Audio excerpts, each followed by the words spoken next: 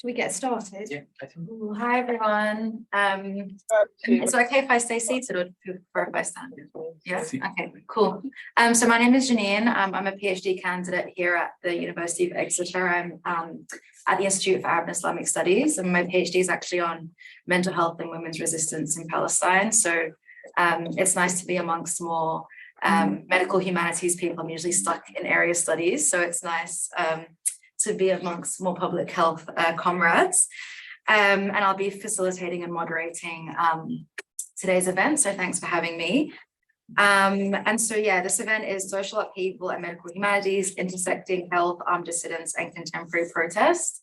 We have 3 presentations that are all case studies from the Latin American context that really explore the relationship between like the medical aspects of social upheaval. And so each speaker will have 20 minutes to present.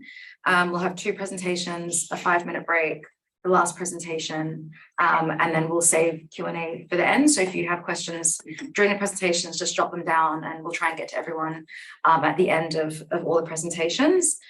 And I guess without further ado, I'll introduce the first speaker, which is Lucia Guerrero, who is a PhD student at the Wellcome Center for Cultures and Environments of Health.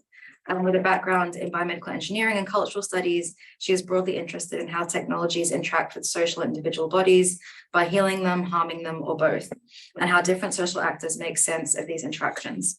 Lucia's presentation is entitled Sites of Crisis, Ocular Injuries in the Colombian National Strike of 2021. So I'll hand over to you. Yeah. Thanks, Janine. Yeah, so this is just kind of a work in progress that emerges from my PhD research and also partly from my recent fieldwork in Colombia, where I was interviewing and joining in some activities with survivors of ocular injury and kind of other social actors who are close to the situation of ocular mutilation. And despite sounding kind of quite niche and specific, ocular injuries are incredibly common across global contexts. So obviously in Chile, there was a slew of ocular injuries, Colombia, of course, but also Iran, India, Kashmir and Jammu, France, the US. And these are spectacular wounds, very visible, wrought on the face, and therefore have become kind of a shorthand for the dangers of what is kind of called less lethal crowd control weapons, such as kinetic impact projectiles, so rubber bullets, but also tear gas canisters that are often deployed in protest scenarios.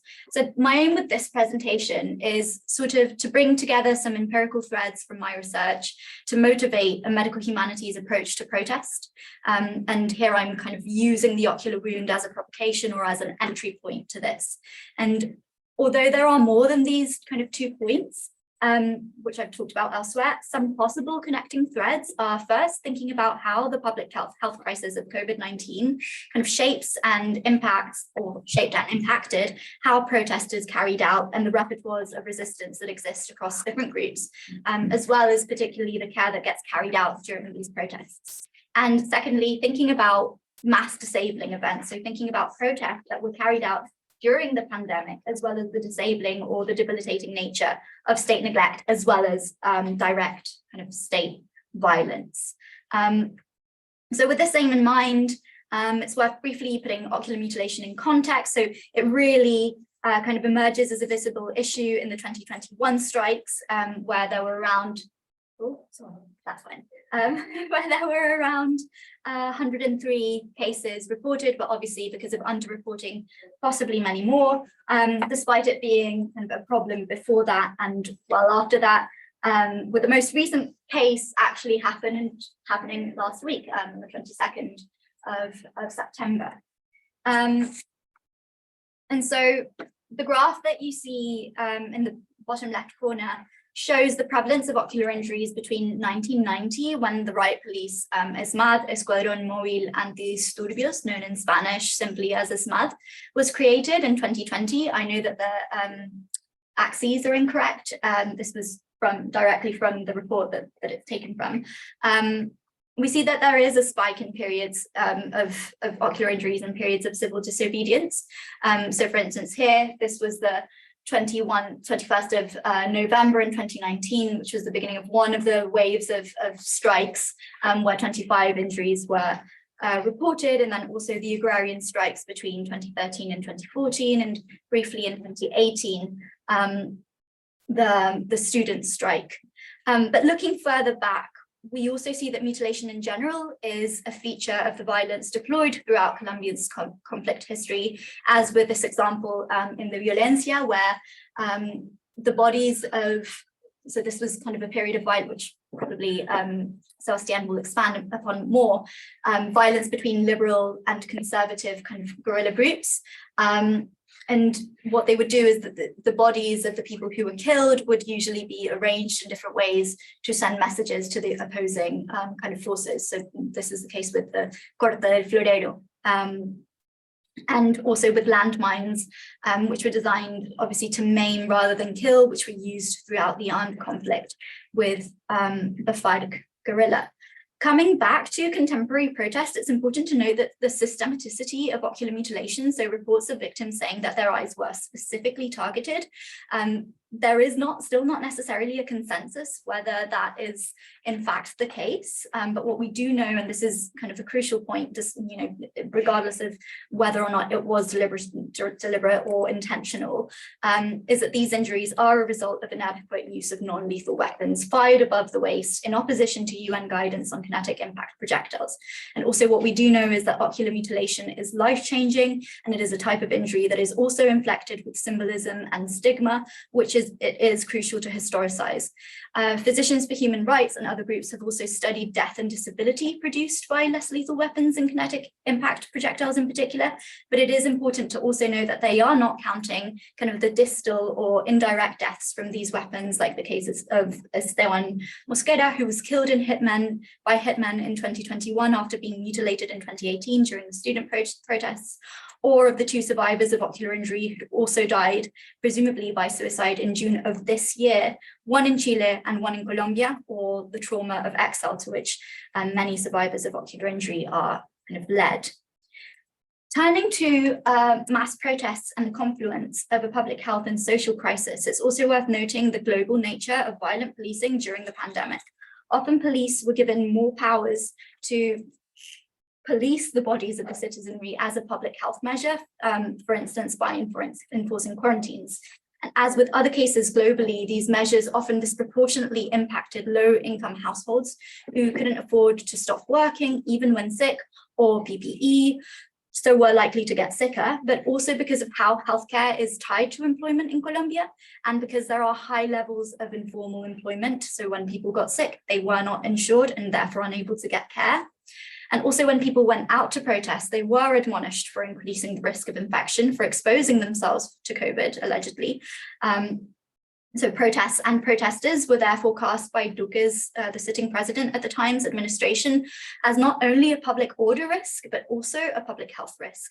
And this is very telling about the situation of precarity in the country, that millions of people chose to brave the risk of contagion in order to show their discontent, and that the worry was of people congregating in open spaces, as opposed to the use of tear gas in crowds and in residential areas during a pandemic outbreak of a respiratory illness. So even among people who supported the protests also, there was a concern about not only the increase of COVID infections, but also of injured protesters, presumably by police, coming into hospitals that were already at capacity, again deploying an idea of those deserving or undeserving of medical care, dependent on whether they attended a protest or not. And with this, it's quite clear that both COVID and police violence can be read as mass disabling events, as well as mass death producing events. And it's also worth noting, this is a very short aside, that while the Chilean, and I refer to Chile also because it's often held up as the prime example of a place where ocular injuries were produced in the estallido social, which Chris will expand on. There, the upheaval kind of fizzled out, at least in part because of COVID, whereas in Colombia, the pandemic reconfigured the dynamics of mass protests, particularly of urban protests. And notably, because of the quarantines, urban protests didn't occupy the same kind of central spaces like Plaza de Bolívar, but was rather moved into the periphery of the city, where police repression was also often less telegenic and therefore less visible. But it also meant that even though the image of protest as people on the streets was very much still dominant, forms of protest as care began to emerge and solidify as people. A crucial example of that is the ollas comunitarias, essentially community kitchens manned by mothers to kind of feed protesters. And then also the fact that long marches were now less prominent also drew attention to the general inaccessibility of traditional forms of protest, so marches into the center of the city. And not just in Colombia, but elsewhere, there were processes of learning from disabled activists or chronically ill activists who, for instance, protested online or had other forms of keeping themselves safe during mass protest. So in one sense of the word kind of crisis, Colombia's social upheaval is a decisive moment, a moment where decisions are also made. So for me, this is kind of evident on two levels. First, there is the social upheaval, estallido social, which is decisive for the social body. And examples of this are the fact that the 2021 strike happened at a moment of ongoing political transition after the 2016 peace accords, and was in fact partly driven by the deficient implementation of those accords. And also the reconfiguration of the conflict landscape shores up tensions that had been previously overshadowed by the conflict. Further, it's also crucial to point out that the strike is said to have paved the way for the first left-leaning government in Colombia, which was elected in 2022. So Gustavo Petro's and Francia Márquez government. And it's kind of quite telling. This is a short aside. This is when they were elected, and in the background you can see this image of a boy.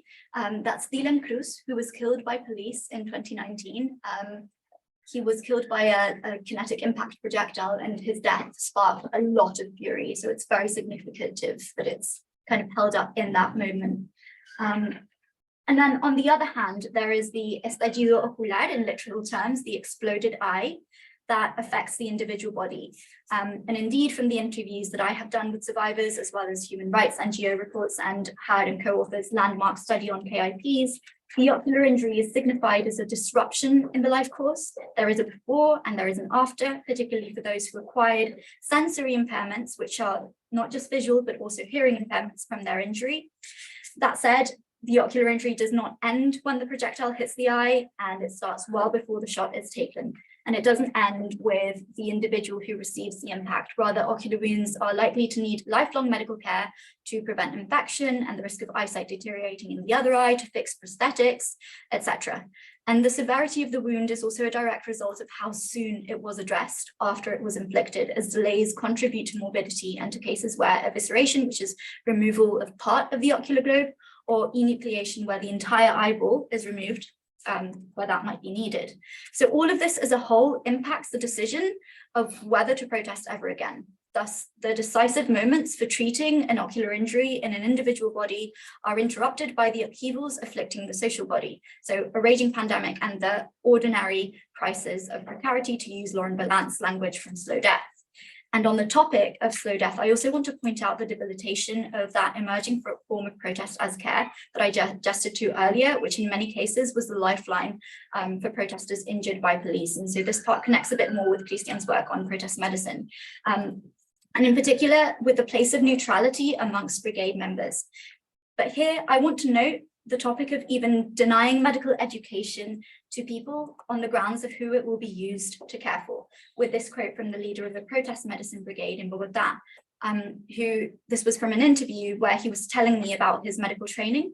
And he had done several semesters of medicine at a private university, but he wasn't able to finish kind of the career of medicine. And these several semesters were financed by his aunt. So he told me, when she, his aunt, discovered my political views, she stopped paying for my tuition, saying that she was not going to give a doctor to the FARC, the prominent guerrilla from the armed conflict. Her money didn't give a doctor to the FARC, but it sure did give one to the first lines being kind of the umbrella term used to describe organized protesters, especially those who stood directly between the police and the rest of the demonstrators. This is among other reports of people who were arrested as using as evidence of criminal intent the possession of goggles or gauze, and also the fact that donated water for protesters was found to have been poisoned, and also more symbolic actions such as asking medical brigade members to avoid wearing symbols like the rod of Asclepius, this kind of medical disowning of the protest medicine practice. So this brings me to my concluding thoughts on what to do now after this wave of protests when ocular injuries are very much still being inflicted, one of them having been inflicted last week, but also where there is a need to memorialize the national strike. I can talk to this more in the Q&A, but Mokao, which is the Ocular Mutilation Survivors Group, in a report that they co-wrote with a human rights NGO or several human rights NGOs, they highlight the, quote, important links that exist between medical and psychological impacts on victims on the one hand, and symbolic redress, which leads me to think more about the repair aspect of the wound, kind of using Solomon's language, of how the wound to the physical and the social body is tended to and repaired, making sure not to reiterate normative notions of bodily capacity, particularly kind of in a somewhat ableist or actually quite ableist context, where disability is also kind of inflected with the idea of, landmine victims and violence.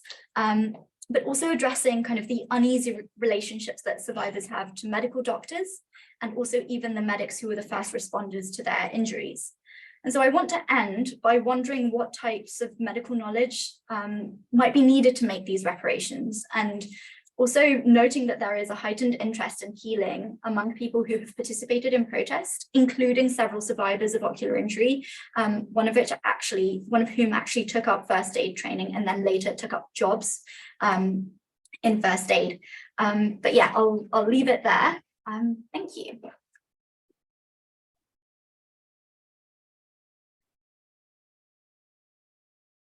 Thank you. Great, so move on to the second presentation, which is from Dr. Sebastian Fonseca, who is an international medical doctor. His doctoral research focused on Latin American social medicine as a thought style, and then a postdoc exploring the relationship between social medicine and the broader development of public health in Latin America.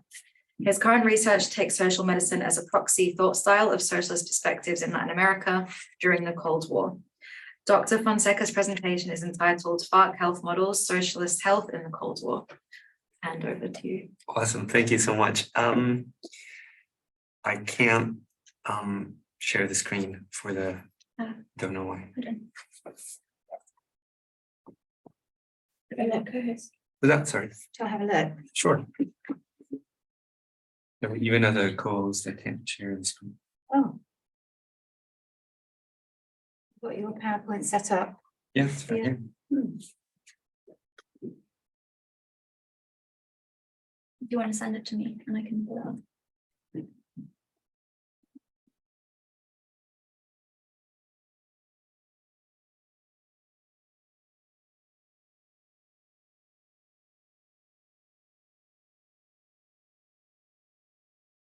Well, that's going to make it just slightly complicated because I'm going to flip back and forth between pictures and stuff. Should we go on with Chris and then we can... And we'll see what we can do. Sure. Yeah. Chris, do you want to take over? Is that right? Well, I'll just introduce you.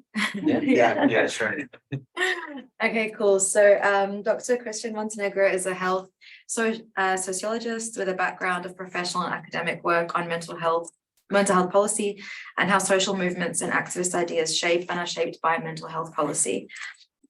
Dr. Montenegro is currently a postdoctoral research fellow at the Wellcome Center for Cultures and Environments of Health, and an adjunct researcher at the Millennium Institute for Research on Depression and Personality, and a visiting professor at the Mental Health Program of the School of Public Health, Universidad de Chile.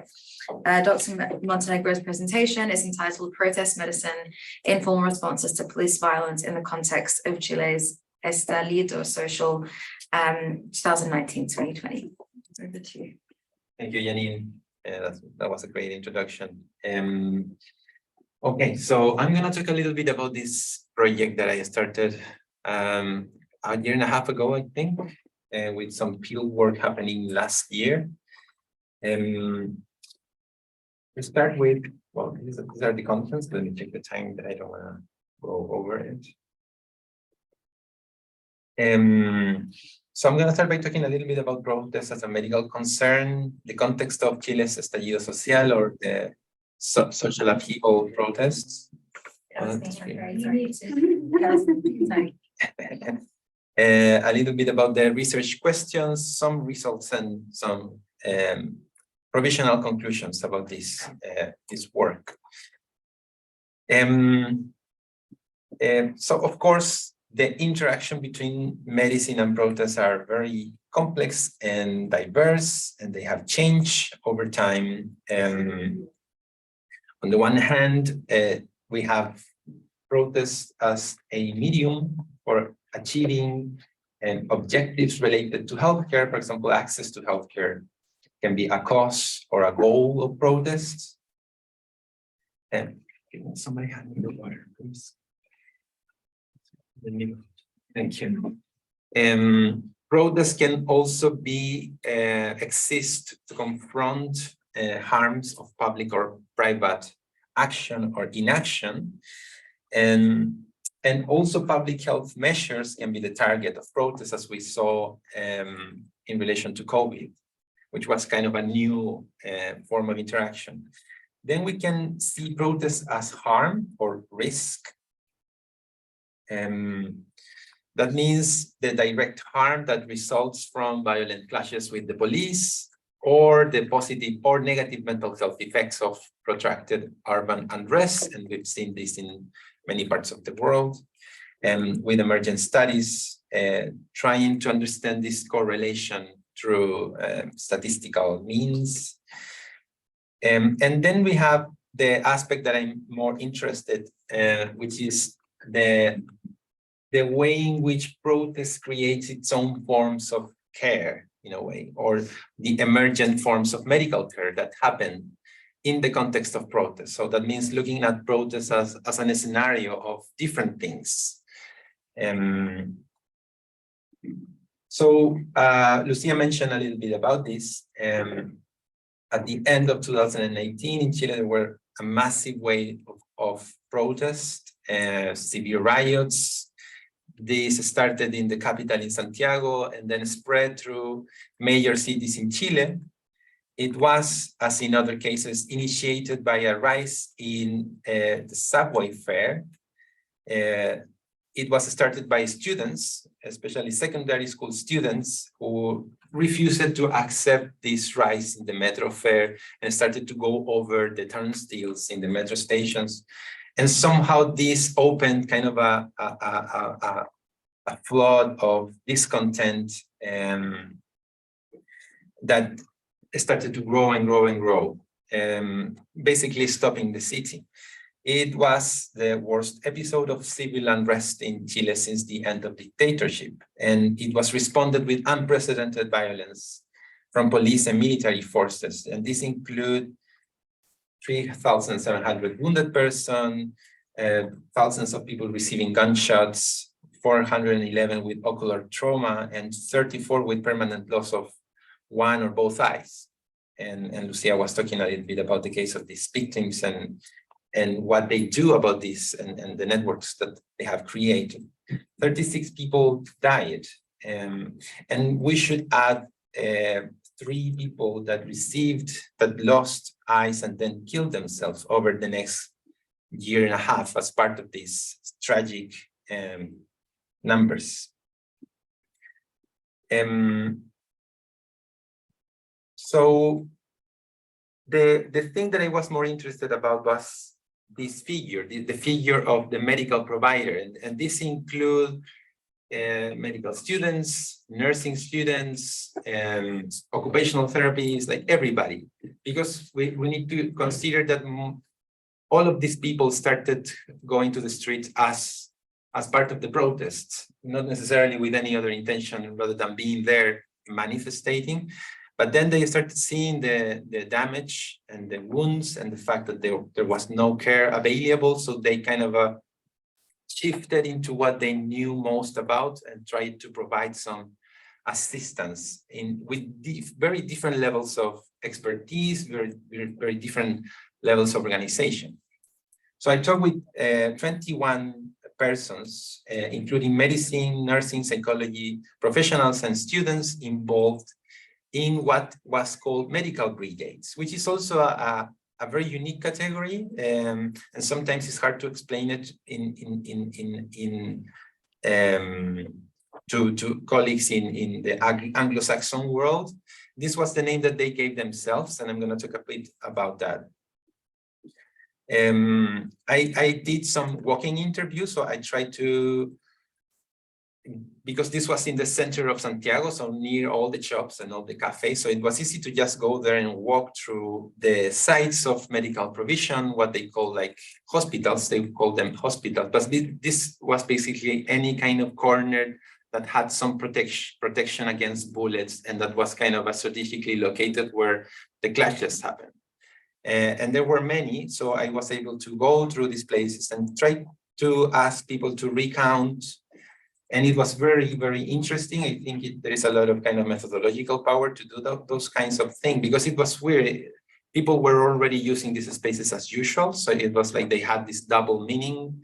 They were loaded with memories, almost like warfare scenario. Okay. So I'm gonna present some results basically drawing on long quotations. I know this is always risky, but I'm going to try to make sense of them. And this is one of the initial things that was interesting for me, was how people in a way justified the decision to become a medical provider or become a source of medical care in this unique context. And this is a nurse and firefighter. He says, I'm a firefighter. I belong to an NGO that has already responded to various emergencies in the country. When all this social upheaval started, there began to be many injured. A colleague told us there were many wounded with no one to care for them. He made a call to the people on the NGO, I think this was on WhatsApp, and to the fellow firefighters saying, hey, you know what, there are many injured people. I propose that we take this as one more emergency and that we dedicate ourselves to providing aid. That was the call. And the truth is that no, the NGO decided not to act because they took it as a political issue and not an emergency. And I heard several accounts that were similar. So there was this kind of a process whereby pre-existent first response organizations that are many in the countries because of all the earthquakes and the volcanoes and everything. We have a lot of kind of a first response organizations. They were confronted by the decision, is this and the kind of emergency that we usually attend? Is this valid? And they all thought that they wanted to do something, but at the same time, they thought that they couldn't do it in the name of that pre-existing organization. They had to create something different, something new, something that was for the protest, in the name of the protest, without bringing their kind of official names into the situation. Because at the beginning, nobody really knew how long this would be, how much harm it would create. It was almost like it wasn't an easy decision to make. But the crucial thing about this is that the protest, in a way, kind of created its own form of healthcare. It wasn't like the normal ambulances. It wasn't the normal healthcare system. It was something unique. On the one hand, informal, but increasingly formal, and we'll see that in the next quotation. So this guy, he is a chemical engineer, but he belongs to one of these NGOs, and they are specialized in rescuing people out of airplanes. That's the thing for this specific NGO. So they were very experts. They knew a lot about fire and chemicals and how to put up a fire, etc., and how to rescue people and be on the move. He said to me, we have to identify ourselves in the context of protest. Why? Because of the law of war, it states that if you are medical personnel, you must be identified. You cannot go incognito. You cannot hide your face, nor can you use camouflage. This comes from the various war conventions. So we printed out small IDs with the minimum required information that all international humanitarian personnel should carry. Traffic law states that these yellow jackets. So starting tomorrow, everyone comes with their yellow jacket, Red Cross helmet, and the identification paper right here, and no masks. we are not going to cover anything up because we're not committing any crimes. The one committing crimes are the police. So this is just one example of how, in the context of the protest, you had kind of an emerging ethical framework for these groups to guide their actions. And this ethical framework was interesting because it was, in a way, how do we differentiate from other protesters? How do we differentiate from the police? How do we kind of carve a space of our own in terms of rules, in terms of limits, in terms of actions, in terms of legitimization? And I think all of these things are interesting when thinking about something like protest medicine. So what kind of medicine can and do happen in the context of protest? Then during this protest lasted almost 2 months. They only really stopped because of COVID, as Lucia was saying. They were concentrated on Fridays, but they would happen every week, every day for hours. So this was almost like a full-time job for these medical brigades. And they require a lot of kind of morale to sustain this investment of energy, this risk. So like group relationships became very important. I will show a picture that's related about that at the end of the presentation. But one of the things that started to happen is that they started to feel that they were the target of the police, that the police was especially angry and about what they were doing. And they say, we had seen numerous videos. This is a student nurse, Paulina. We have seen numerous videos circulating online showing vans patrolling the streets of Santiago. This was in the middle of the protest. These vans were dropping people off at unknown locations, and it made us think, wow, that could be us if they realize I'm here providing medical aid to the injured protesters. There was this underlying sense that simply by helping the injured, we could become targets of ourselves, seen as enemies by the authorities. It was as if, in their eyes, we were doing something morally wrong or sabotaging their efforts. Their primary objective seemed to be to harm, discourage, and ultimately put an end to the ongoing protest. So they started to develop this awareness that protest, in a way, depended, or not depended, but the continuity of protest was partly sustained by the existence of all of these brigades. And this created kind of a strong conflict, because it wasn't just an intuitively humanitarian reaction to harm, but it was actually the kind of function that they were accomplished to sustain this protest and to make this protest achieve its goals. They became aware that they were kind of a crucial kernel, and therefore a target of police, a specific police violence. I want to move into some forms, some discussion around this. And one thing that I think that happened is that the brigades, because of because of this process, they became kind of a unique observer of the protest. And this was very interesting to me, because usually in protests you have protesters, you have the police, and then you have observers, like human rights observers or reporters, that are trying to bring some degree of accountability, are trying to look at things in a different way without being a protester. And I think that the medical view also brings some new form of evidence. Some of the things that they were doing, for example, they were trying to anticipate police repression. So in order to be effective as medical providers, they had to know, okay, which days we have more violence, or at what time of the day the police start using a specific type of bullet. So then we can call more people to be present at that time. So trying to, in a way, almost like if protest was kind of a natural phenomenon. They were reading the protest, trying to anticipate the harm. They were looking at the city, trying to identify safe spaces. So For example, alleys that were small enough not to allow the police truck to penetrate, but at the same time big enough for them to move and run around.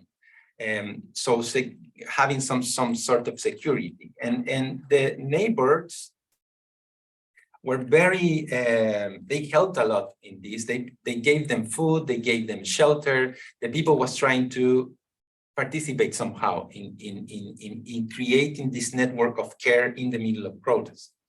They studied the composition of water cannon, specifically one of my interviewees who had knowledge in chemistry. He was taking samples, taking them to the lab, trying to see how the composition of the water was changing, because they started to realize that the people were burned by the water cannon at some point.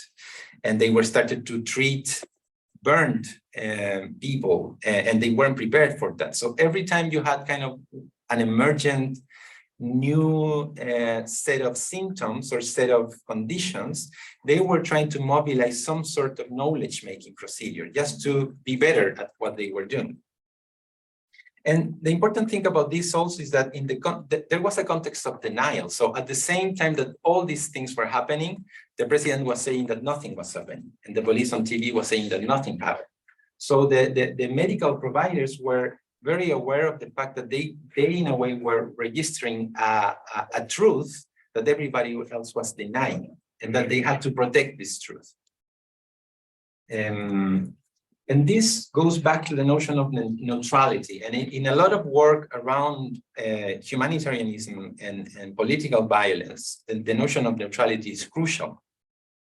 I don't want to go too deep into this, but I would say that on the basis of the findings, rather than being dismissed, which was something that I expected medical providers and nurses to, in a way, dismiss neutrality and kind of say, I did this in the name of protest, I did this because I had a political interest. But that didn't happen at all. Even in the cases of the people that were most critical of what was happening, they would retain a sense of neutrality, because that was connected with their ability to account for things that everybody else was denying.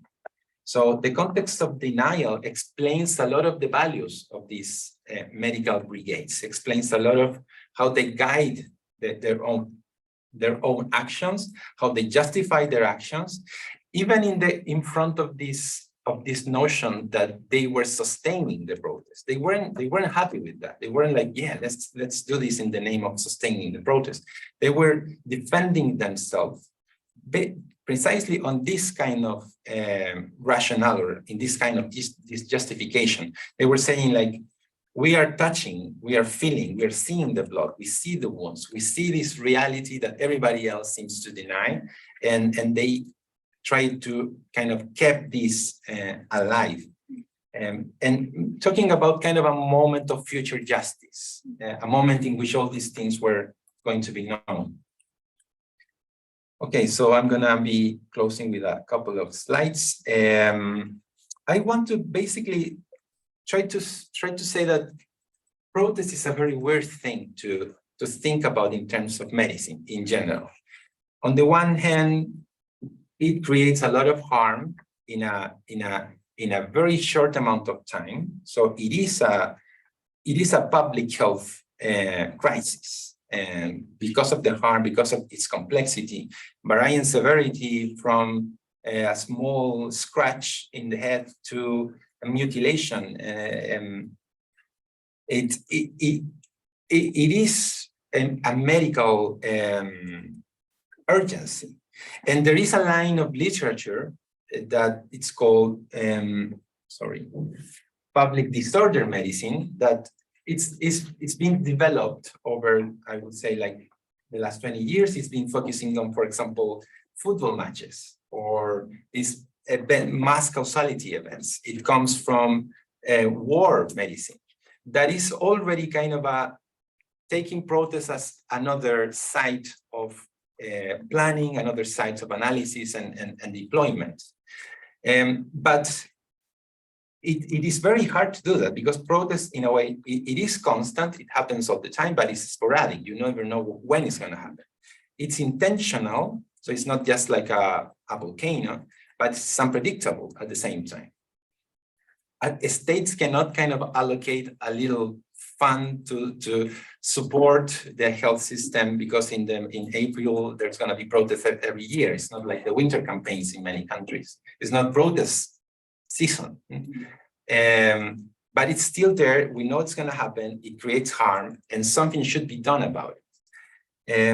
And my point is that while there is this public disorder medicine emerging as a field, kind of as an epistemic field, there is also, I would like to say that my project shows, as other project is showing, how by talking with the people involved in this, you can develop also another approach to what protest medicine is. And these are some differences. So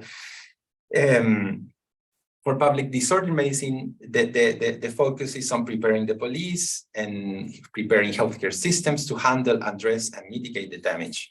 But in the case of protest medicine, there is a deep integration with the motives and the atmosphere of protest. There is mutuality and there is collective political purpose. So it's very different.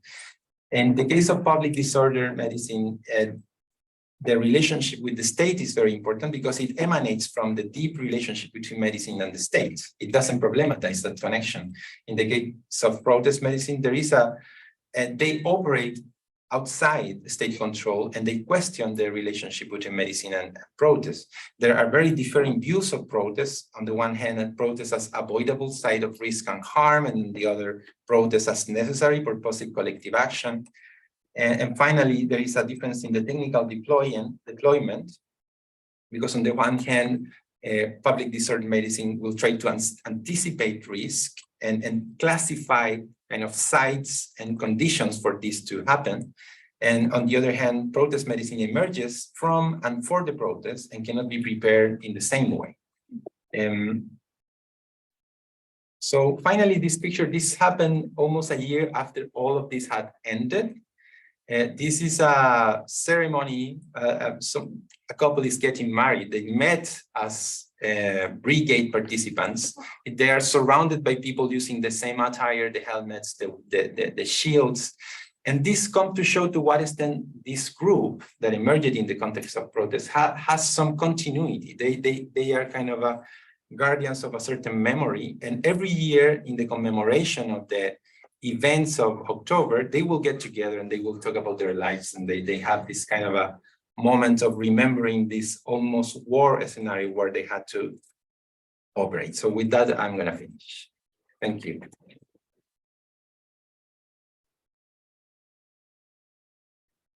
All right, so we'll take a short 5-minute break and we'll come back at 3:50.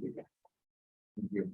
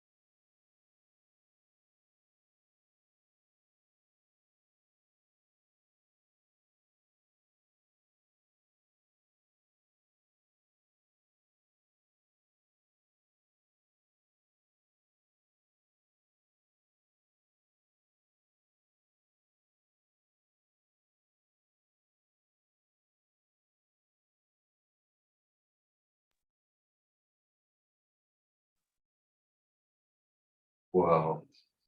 You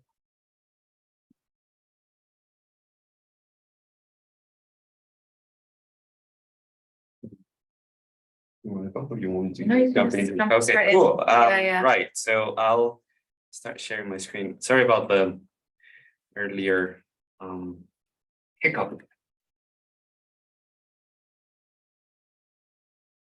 Cool, we're good. Right, so yes, I will be sent on the topic of the FARC health models. So my name is very pixelated, is that? What's going on with this stuff? All right, just gonna stop 1 second and share it again.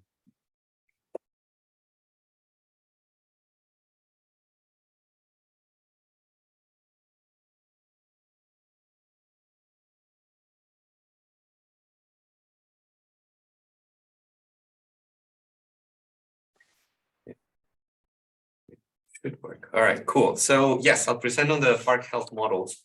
And yeah, again, sorry about the first hiccup that we had, and thank you for the introduction, Janine. And as it was briefly mentioned, I'm part of the Wellcome Trust funded project connecting through world socialism, medicine, and global health after World War II.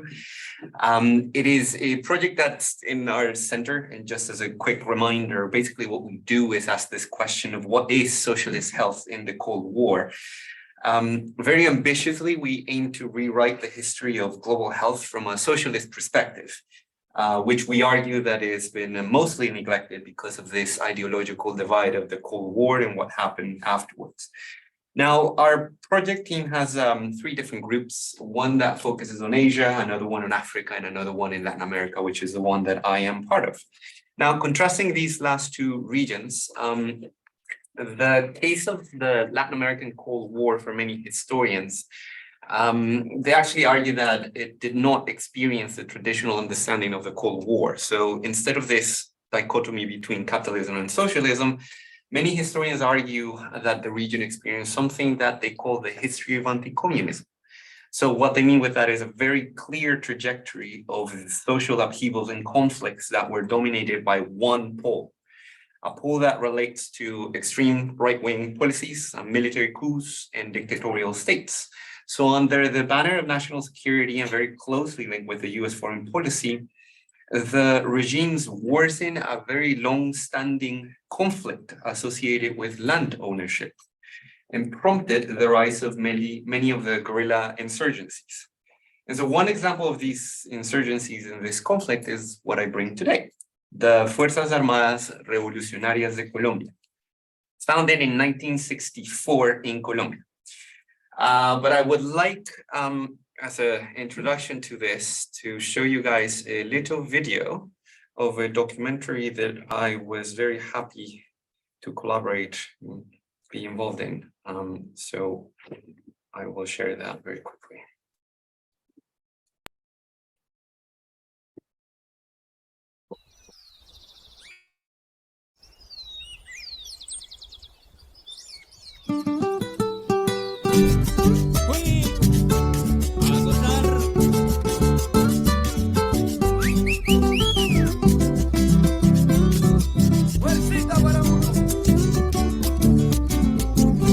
Voy a contarle la historia, lo que en Sumapaz pasó. La chulavita mandaba y la gente se rebeló. Era un sitio... Esto aquí era un pueblo muy grande. Esta casa que se ve a la espalda mía era la casa cural de la iglesia. En ese entonces había mucha esclavitud hacia el campesino. Tenían que trabajar. No, you didn't. Entonces pasaron años y años y pues la gente se fue cansando de tanta esclavitud hacia los campesinos, que era muy poquito lo que devengaban y sí mucho lo que trabajaban, pero organizan tomarse en el pueblo. De la sumisión tan grande, muchos estaban cansados. Luego se toman el pueblo, a vencer o derrotados. Entonces a las 5 de la mañana sonó el primer tiro. Claro, cuando comienza el tiroteo, la canción dice que la totazón. Porque mi papá, él contaba que un muchacho había hecho una antorcha con una prenda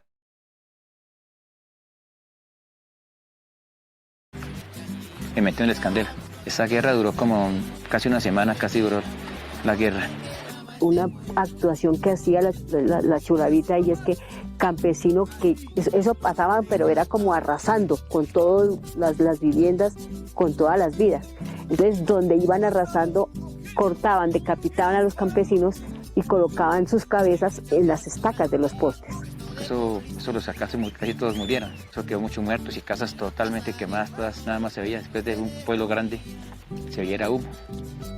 Este predio tan bonito solo queda en el recuerdo.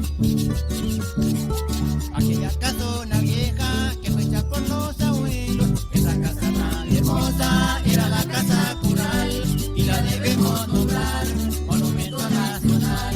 Esa casa tan... Y ahora hay un proyecto de patrimonialización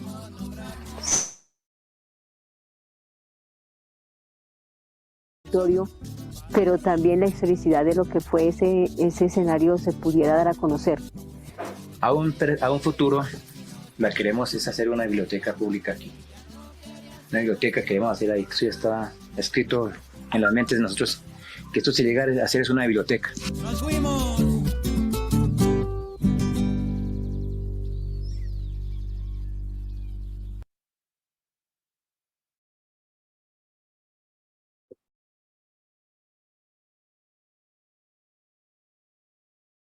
Okay. So what we just heard in the video is carranga. It's a narrative style from rural Colombia that uses local music to give insights into their life. And we heard specifically a period of their history called the War of Villarrica. I'm just making sure that the pictures are working. Is that all right? Is that all right for everyone? So the war was a very tragic event of state terrorism in Colombia that occurred in the largest moor in the world, the Sumapaz Moor, located in the mountain range of the Andes, and where towns like Villarrica and Concepcion, which is the one explained in the video, are. And so this is a little map of Colombia. Right in the middle is the Sumapaz Moor, which is where all these events happened. The war took place between 1954 and 1957 in the middle of a period of Colombia that's referred to as the violence. And very swiftly, Lucia also mentioned that it was characterized for being a belligerent confrontation between a conservative or Godocam, which were the elite, and a liberal or Cachiporro movement. The period witnessed the emergence of the first paramilitary group in the country known as the Chulavita. It was an irregular armed faction of the extremist right-wing regime. And actually, just a year before this conflict started, the ultra-conservative general dictator Gustavo Rojas Pinilla established a junta militar via coup, attempting to dissipate the disputes between these two main political parties. And as is often the case, the feuds between these parties were related with the accumulation of power, of wealth, and of land, in which Sumapaz was a huge and very desirable place. These are pictures of the 1960s Sumapaz. And so Rojas Pinilla came in, presumably to end that conflict. Now that's a bit of the context, but let me just address very quickly the video. By the time that Rojas Pinilla came to power, the Chulavita, the paramilitary group, controlled the Sumapaz region, guaranteeing the monopoly of the land to the elite. And so this monopoly consisted of a socioeconomic system known as the hacendado. It was a large extension of land that was mostly acquired through colonization and fraud, owned by a single individual and family who would provide some plots of land for the local workers, obliging them to work for no remuneration, but the fruit of the land itself. And this is a model based, as you can see, in labor exploitation. It is what in the video they call slavery. Obviously, also a lot of dispossession of land from the local campesino communities. Campesino is the same as peasantry. I don't use peasantry as a term. I rather just keep it in the Spanish term of the word because it entails more of a political subject, which is what they want to be known as. It is also noteworthy that this period in Rojas Pinilla is regarded in the Colombian history as the introduction of McCarthyism or anti-communist policies in the country. So essentially, to pacify the belligerents between the Godos and Cachiporros, Rojas Pinilla refocused that tension from the Godos versus Cachiporro conflict to everyone against the left. So he declared the Colombian Communist Party illegal. He began a cycle of stigmatization to party members, persecution of other leaders, and belligerent violence against rural communities like the one in Sumapaz. And so the campesinado in these peripheries were oftentimes associated with the left, and they were leftists, not so much because of their actual ideological conviction, but more due to the fact that the Communist Party became the only political power that were protecting their right to own and to work the land. So a large portion of the Sumapaz community obviously opposed Rojas Pinilla, and they continue a clandestine leftist movement known as the Frente Democrático de Liberación Nacional. This is the Democratic Front of National Liberation. A decision with dire consequences. A few months after that, the Ministry of War, these are some of the archives, labeled them as antisocial bandits and criminals, all within this agenda that Rojas Pinilla had to eliminate the quote enemy from within. But as we have seen in the video, the campesino saw their armed resistance as a way of self-protection or autodefensa, particularly for their land and their families. So in 1955, Rojas Pinilla elaborated a blitz strategy to occupy the Sumapaz region. These are just pictures of that conflict. This is where the Villarrica War happened. And the idea was to use overwhelming amount of napalm bombs, the ones with continuous combustion. In fact, this is the first place where it was tested. Later on, we see that in the Vietnam War. Just to swiftly eradicate the movement. They came in, they raided the place, and they even had concentration camps like you see in that picture. And though it was effective for displacing people and isolating these rural communities, it did not actually eradicate the resistance. And so here we have a picture, for instance, of the guerrilla being formed. Notice in the picture right at the front, we do have some people with some uniforms, but at the back, we start seeing more of the actual campesino community. And so they were, as you can imagine, unified by the indignation of these attacks, and they oftentimes relate to this particular quote as something that motivates them. La tierra es de quien la trabaja, which basically translates to the land belongs to those who work it. Now, why is that all important? Why is this context important? Two reasons. Firstly, Sumapaz is very much an archetype of social upheaval and of conflict in Colombia and actually in the rest of Latin America. It happened repeatedly that the government, the local governments would stigmatize in one way or another these groups, marginalizing them and just giving them particular labels to justify the attack. So for instance, in the 1960s, so that's 5 years after the Villarrica War, the ultra-conservative coalition in the government headed by this man, Álvaro Gómez Hurtado, he was a senator, labeled this campesinado resistance as the independent republics. And this is a picture of the independent republics that he suggested. Again, to justify the persecution, harassment, and eventually more bombing. Particularly the bombing of this area in red, Marquetalia, is the beginning of the FARC as an actual group in 1964. And this same sort of scheme, we see it throughout Latin America for other guerrilla conflicts. Now, the second reason why this is interesting is because within this context, I'm interested about this idea of health and well-being. So again, what we have here is the campesinado being isolated from the state infrastructure, right? But against these ideas of backwardness and underdevelopment of the rural sites, my analysis actually begins with a fundamental observation that these communities are never just mere passive actors, but rather the campesinos organize themselves to face life. And very interestingly, the starting point of community organization in rural Colombia turned out to be a very good case study that helps me illustrate how to challenge very traditional understandings of health.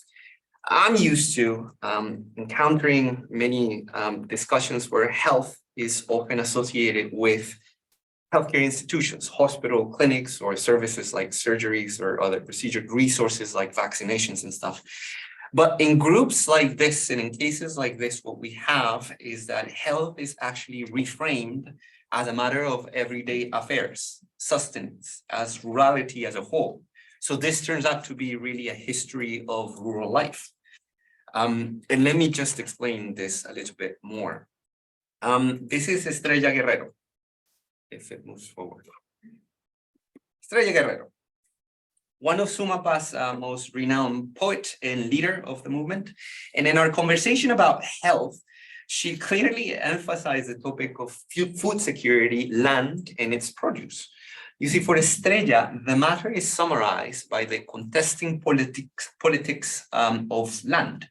So she was explaining to me that whereas Western sociopolitical elites, which she called oligarchs and the empire, equated land to the financial gains and of this profit, for her, the campesino claims to have more of an existential attachment to the land. And she described this as sentirse alentado, or feeling well in Spanish.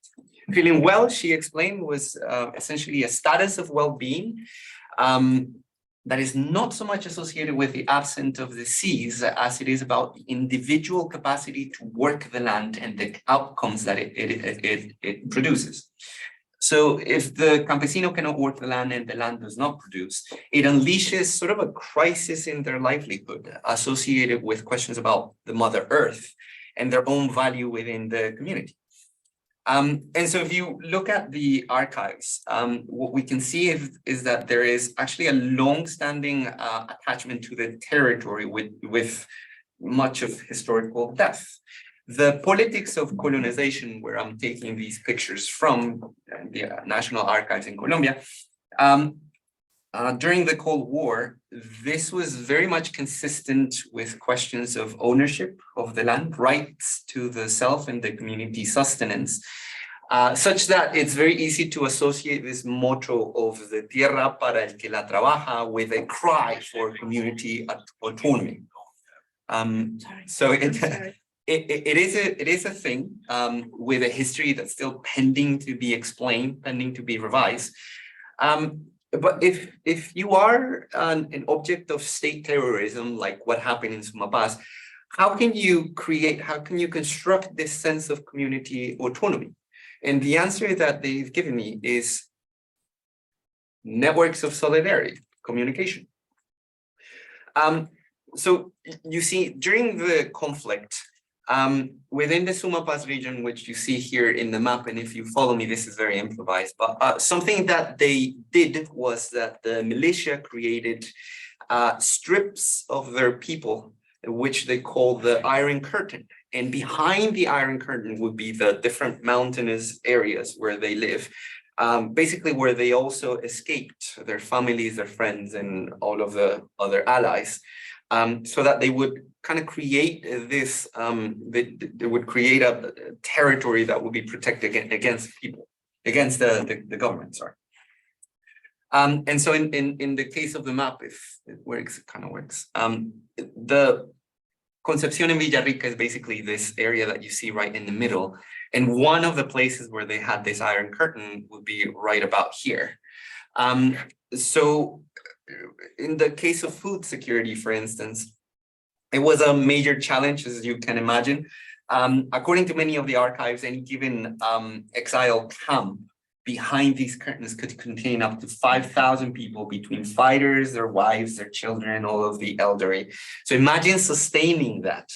And even though they were isolated, they were still, they established this trend of constant mobility, both for their safety, but also in order to access the resources. And so the way that they did it is that by moving around, they established what came to be known as caletas, which actually, there's a picture of it right here in the corner left, lower left. A caleta is basically a small refuge crafted with trunks of trees and planting leaves over the head to rest within the moors while they reach bigger guerrilla camps. And within the camps, which in the case of this map here, you find it basically in this upper region right here, in the lower region right here. So everyone will move around through this area, essentially. That's where they were able to work the land to produce some food. They even established daycares so that everyone could kind of focus on the assistance for the food supply. But that was within the camps. When they were moving around, and that would usually take days or weeks, the food would be acquired through something called the economic commissions. Now, these commissions were militia, women, and children that would reach outside of the Iron Curtains to get some food. And they had 3 different routes. One which would be between the other caletas to exchange the good, and then the camps also to gain more resources. But also outside of those communities and into different allied farms where they were able also to trade food, but also into enemy farms. They would steal, basically. So we see here barter and theft going on. And the commissions were always in a permanent duty. They were leaving very often. They were getting supplies. They were returning to the caleta and then delivering things, resting for one night and then begin the trip again. And so by doing that, they began establishing and standardizing trips and then the networks, and basically they're guaranteeing their own survival. And so what's interesting about this is that even though the War of Villarrica ended in 1958, with a peace treaty and negotiations for financial support, these networks actually never ended. And many of the community members continue these sort of networks throughout the whole time that the independent states were there, essentially 60 years with exactly the same sort of arrangement. 60 years where in order to survive, they had the same dynamic of Iron Curtains, of caletas, of main camps, of allied farms, of commissions, circulating people, goods, knowledge, other source of resources. And in fact, by the time that the conflict ended, quote unquote, because it's very questionable, which happened in 2016, these networks were also known as the hallway of the guerrilla. So for 60 years, the networks, and I don't quite understand how this happened, but even the military, when they went into the Sumapaz region, the networks actually never ended. So it's amazing to see how it was sustained for such a long time. And so my job right now really is to figure out what else actually circulated through these networks, what other technologies, what other innovations, what experts or expertise were shared through this knowledge, what medications, maybe vaccines, what exactly happened within them. And I'm sort of in the process of that. I'm more or less presenting preliminary results here and kind of enticing a conversation with what I'm saying. And maybe this campesino and campesino method I can explain at the end of the of our Q&A or so, but I'll end it there. So thank you very much.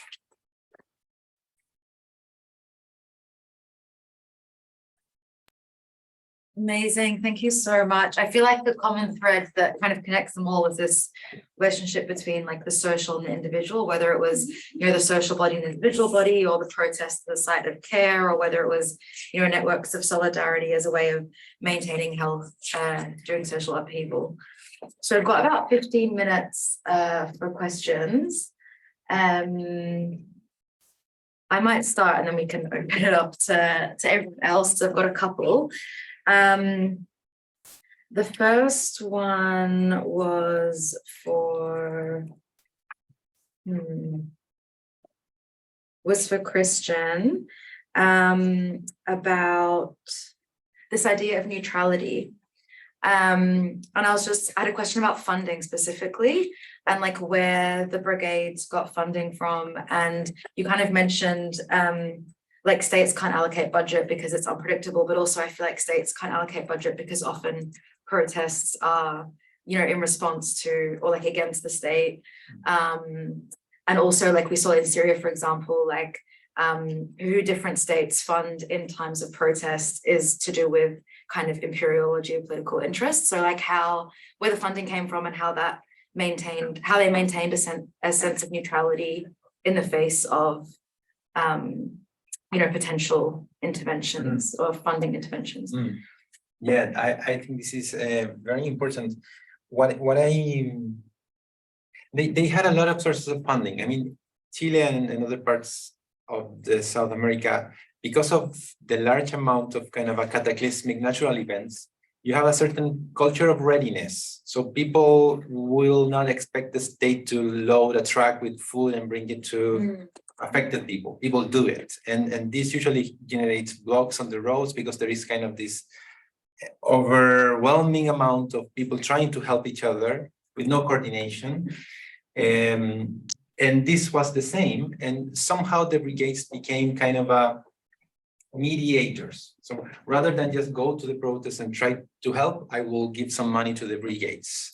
On the other hand, the protesters would open pharmacies, or they would open like stores, and they would bring everything and give it to the brigades too. And that happened a lot of times. There were kind of many sources of either funding coming from people that just wanted to help some way. There was a lot of people afraid because I mean, there was a whole generation of people that felt that this was a second coup d'etat, that this was a second dictatorship starting in Chile, because the general mood was very similar. You had helicopters on the air, you have tear gas, you had a curfew every night, you had military trucks coming through your streets every night. So for a whole generation, they wouldn't go to the streets. They wouldn't go to protests, were too scared, but they wanted to support, so they would give money to the brigades or human rights observers. So there were like multiple sources of funding, and some of them were very strategic in asking for funding internationally too. A lot of funding went through the Red Cross, of course. But at the same time, the brigades were very kind of against the Red Cross because they felt that the Red Cross would run away every time the police came. But that what was necessary was to stay where the clashes were happening. And then the Red Cross made like this announcement that nobody could use the actual 4 squares because that was official Red Cross symbol. And some of the brigades started to create their own crosses, basically, like an extended blue cross or any other sources of cross. So you had this kind of a dynamics of support and funding and some conflicts between who gets some fund, like similar to what you were saying. But I would say that it was very diverse and it was very generous. It was more that they could use. At the same time, the kind of technology that brigades could develop was very kind of a low level. They couldn't make like a brain scan, they couldn't do the kind of expensive stuff. And for that kind of thing, the normal system had to intervene in a way. So it wasn't very expensive to provide the kind of things that they needed. I think we have Juan Pablo has a raised hand.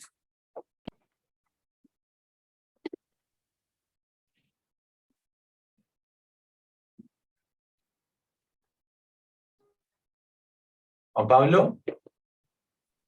Hola, ¿me escuchan? ¿Cómo están? Buenos días. ¿Me escuchan bien? Sí. ¿Cómo están? Mi nombre es Juan Pablo Fonseca Arroa, víctima de trauma ocular en el año 2021. En el año 2021 surge una semilla de esperanza, de resistencia y de resiliencia. Creamos un movimiento en resistencia contra las agresiones oculares del SMAT. Desde ahí hemos integrado a más de 80 víctimas de trauma ocular a nivel nacional. Sabemos que son más de 250 víctimas de trauma ocular. Creamos juntos un libro que se llama Represión en la Mira, junto a la Corporación Colombiana de Psicología, el Comité de Solidaridad con los Presos Políticos y la campaña de Defender la Libertad aquí en Colombia.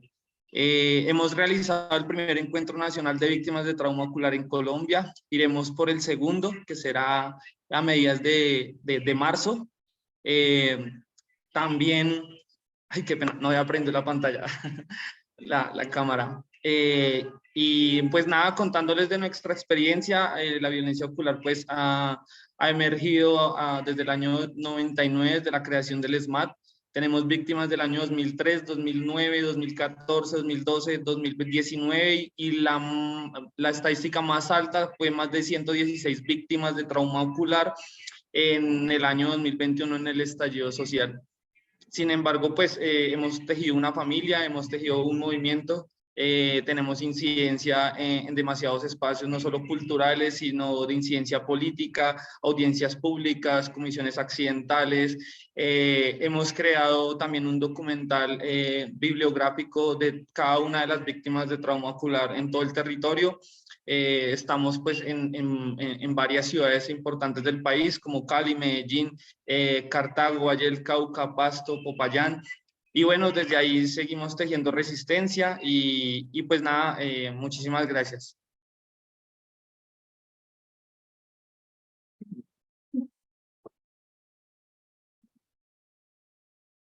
Thank you. Constantina?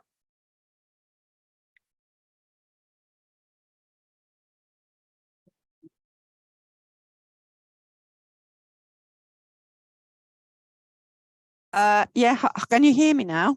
Yeah. Yeah. Yeah. Yeah. Thanks very much for the talks. I've got quite a lot of questions going around my head, but I mean, I'm thinking, I live in England, but I'm Greek, and at the moment there is a heightened sort of sense of police brutality in Greece that started, you know, with COVID. People were kind of being beaten just because the police, you know, thought that they were breaking rules. These were not mass protests, but there were individual, you know, kind of incidents of police brutality. And then, of course, more recently, because of various kind of murders in a way. I mean, they are murders, but they are presented as accidents by the government. You know, like a huge a train crash or other things. You know, there are peaceful protests by people, but you know, they are met by tear gas and water cannons and what have you. And I guess my question is, to what extent, you know, if it's more a question for Christian, if these brigades were, you know, also operating as witnesses, as you said, that then were any of these police members taken to justice? Because, I mean, because I imagine that, I mean, I don't know to what extent the protests were like peaceful protests, or there were quite a lot of violence on the part of the protesters. But in Greece, for example, there are peaceful protests met by police violence, but nobody will probably take police to justice because they are kind of a state means of control. But I wonder if, you know, if, and I know perhaps this is not directly related to medicine, but it is related to justice. And from what you said, you know, these brigades were also functioning as kind of witnesses. Thank you, Dina, for your question. I'm going to try to be brief. Unfortunately, there hasn't been any proper justice outcome out of all the denunciations. Besides very few cases, I would say like 3 or 4 police people that has been taken to justice because of the killings. In the case of ocular mutilation, this hasn't been the case. Even in the context of protest, the president was giving guarantees that no one would be taken to justice. So in a way, encouraging this kind of actions. And even with a different government, this hasn't changed much. And the chief of the police wasn't removed from his place, which was something that we were all expecting at the very least. Unfortunately, these are countries with a history of impunity, and impunity kind of sustain itself. So yeah, it's kind of a depressing situation, but we still expect this to happen. And unfortunately, I couldn't have any accounts of brigade's involvement in providing information about these situations. Yeah.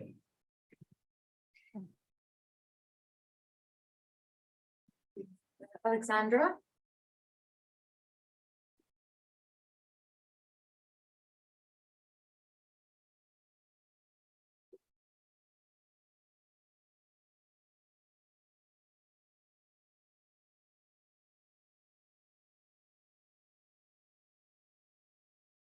Maybe she can hear.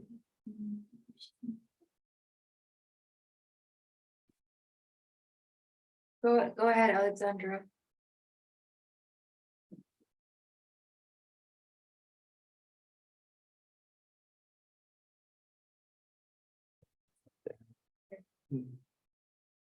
I have another question. No one else does. Oh, call me out, will you? Go ahead.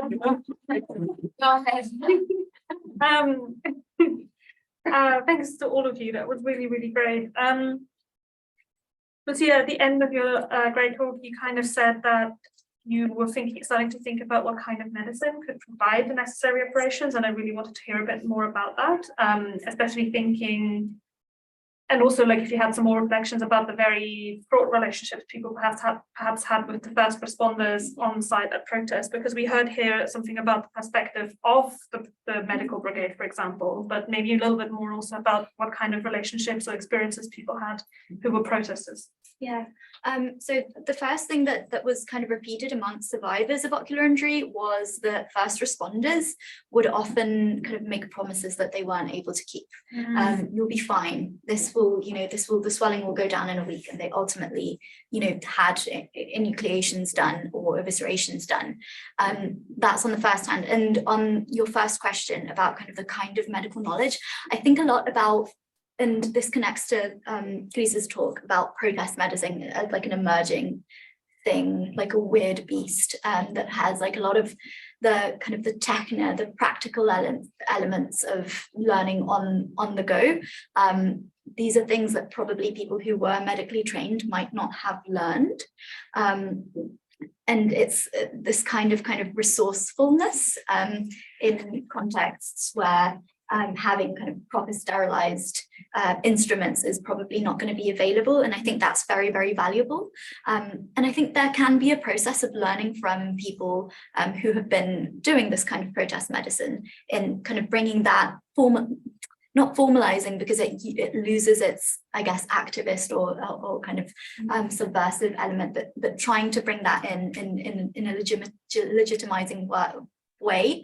And this also connects to Sewas's presentation, because I think these models of socialist healthcare and particularly kind of later models of care within the FARC can be brought to bear on, like, in a context of reparations and of work, the providing redress on part of guerrilla members or people who served in the guerrilla. One way of providing that redress could be by sharing that knowledge and by kind of opening that knowledge box. I think that would be very valuable, and also a way of memorializing what happened beyond just the memory of the wound, like the memory of what types of like medical knowledge and practice was kind of born out of it.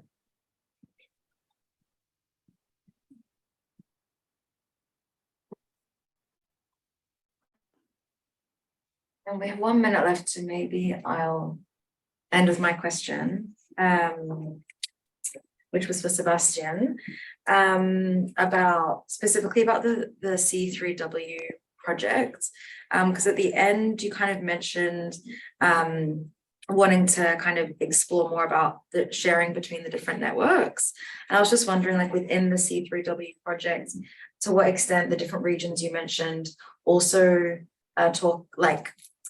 do research on the sharing between the regions in terms of socialist medicine. So for example, like sending students from some countries to other countries to study medicine, or a lot of countries, socialist countries post the Cold War experienced blockade, like Cuba. And so like if they send medical equipment to each other, things like that, like sharing between the regions, and to what extent kind of healthcare could be like a tool for kind of global socialism or anti-imperialist projects.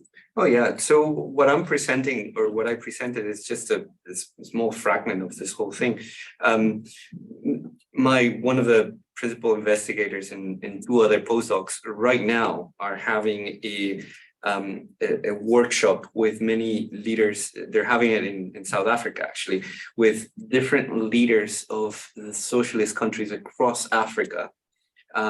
This PI is from Mexico, and they're looking at how those sort of exchanges happen with offices from the Soviet Union in Europe. So for instance, many of the African public health experts were sent to programs particularly in Prague during the Cold War, to receive a particular type of training and then bring it back. And so also understanding how that works. And the reason why this PI is there is because she's researching the circulation of biomedical technology within this scenario. And there is a very interesting link happening in the 70s between Mexico and the Third World movement, the non-aligned movement in Africa.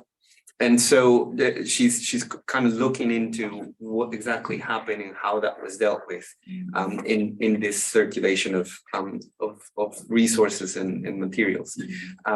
So yeah, the stage where I'm at with my project doesn't yet reflect any of that. But if you look at the rest of the connecting through, there are many other connections there.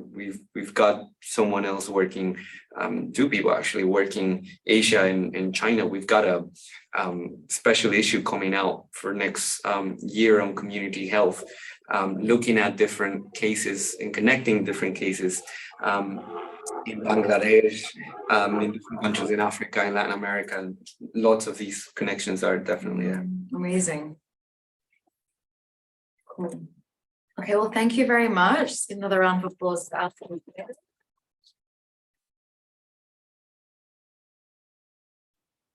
Wrap it up there. Thank you.